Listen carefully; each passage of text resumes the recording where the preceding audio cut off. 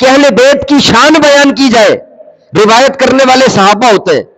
صحابہ کی عظمت کی بات آئے، روایت کرنے والے اہل بیت ہوتے ہیں. تو یہ باتیں لوگوں کو کیوں نہیں بتائی جاتی؟ آج یہ کیوں بتایا جاتا ہے؟ صحابہ کو الگ ایک مقام پر کھڑا کر دیا گیا اور اہل بیت کو الگ ایک مقام پر کھڑا کر دیا گیا. میں نے کہا جو اہل بیت ہے وہ سارے صحابہ ہیں. میں نے کہا مولوی صاحب آپ نے تو صحابی کی تعریف پڑھی نہیں ہے. صحابی کہتے کسے؟ پہلے کتاب اٹھا کر صحابہ کی تعریف پڑھ کر بتا لوگوں کو صحابہ کسے کہتے. پھر یہاں چپ لگ جاتی ہے. لیکن میں بتا دیتا ہوں، جس نے رسول اللہ صلی اللہ علیہ وسلم کو ایمان کی حالت میں دیکھا ہو، یا جس نے رسول اللہ صلی اللہ علیہ وسلم کا زمانہ پایا ہو اور آپ پر ایمان لایا ہو اور ایمان ہی کی حالت میں دنیا سے چلا گیا ہو، اسے صحابہ کہتے ہیں. اسے کیا کہتے ہیں؟ صحابہ کہتے ہیں. وہ صحابی ہے. حضرت حسن نے نبی کو دیکھا، نبی کے کندھے پہ سواری کی، پاک پیغمبر کی انگلی پکڑ کر مکہ اور مدینہ کی سیر کی. حضرت حسن صحابی بنے کہ نہیں بنے؟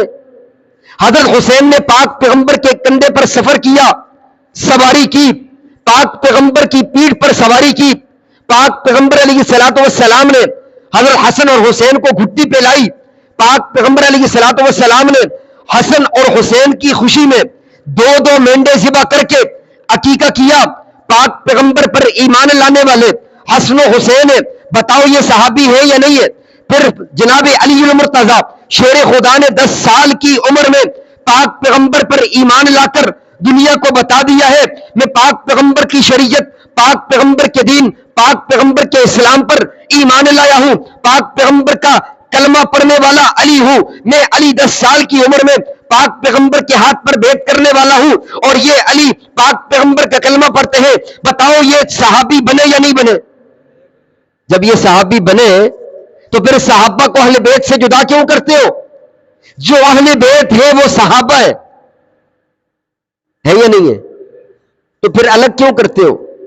جب بات صحابہ کی آ جائے، اگر یہ کہا جائے کہ صحابہ سارے کے سارے جنتی ہیں، وَكُلًّا وَعَدَ اللَّهُ الْحُسْنَى، اللہ نے سارے کے سارے صحابہ کے لیے جنت کا وعدہ کر رکھا ہے، تو پھر اس میں اہل بیت شامل ہے. پھر تانا نہیں دو، پھر لوگوں کو گمراہ نہیں کرو کہ یہ صحابہ کرتے اہل بیت نہیں کرتے. میں نے کہا بے وقوف، تجھے تو پتہ ہی نہیں ہے صحابہ میں اہل بیت شامل ہے. بات سمجھ آ رہی ہے؟ تو اہل بیت کو اللہ نے مقام عطا فرمایا ہے. ایک روایت میں رسول اللہ صلی اللہ علیہ وسلم کے سامنے دونوں شہزادے تشریف فرمائے اور صحابہ اکرام بھی موجود ہیں. تو آپ نے اپنے ہاتھ اٹھائے، اٹھا کر دعا کی، اے اللہ میں ان سے بڑی محبت کرتا ہوں، میں ان دونوں سے، میں حسن اور حسین سے بڑی محبت کرتا ہوں، تو بھی ان سے محبت کر. اے اللہ جو حسن اور حسین سے محبت کرتا ہے تو اس سے بھی محبت کر. تو پتہ یہ چلا اللہ کی محبت حاصل کرنا چاہتے ہو تو ان شہزادوں سے محبت کرنی پڑے گی. جس نے ان 2 شہزادوں سے محبت کی اس نے رسول اللہ سے محبت کی، جس نے رسول اللہ سے محبت کی اس نے اللہ سے محبت کی، اور اللہ پھر اس سے محبت کرتا ہے. اللہ کے رسول بڑی محبت کرتے تھے. آپ کو بھنگ کا سٹا لگانے والا جسے دین کا پتہ ہی کوئی نہیں ہے، پھر 10 محرم کو ماتھے پر پٹی باندھ کر جسم کو کوٹتا ہے اور کہتے ہیں کہ جی میں سب سے بڑا حسینی ہوں. میں نے کہا تجھے تو پتہ ہی نہیں ہے حسین نے اپنی جان دی ہے، اپنی جان قربان کی ہے روزے کی حالت میں. تجھے تو یہ بھی پتہ نہیں ہے کہ حضرت حسین تلواروں کے سائے میں نماز ادا کر رہے ہیں، تجھے تو پتہ ہی نہیں ہے.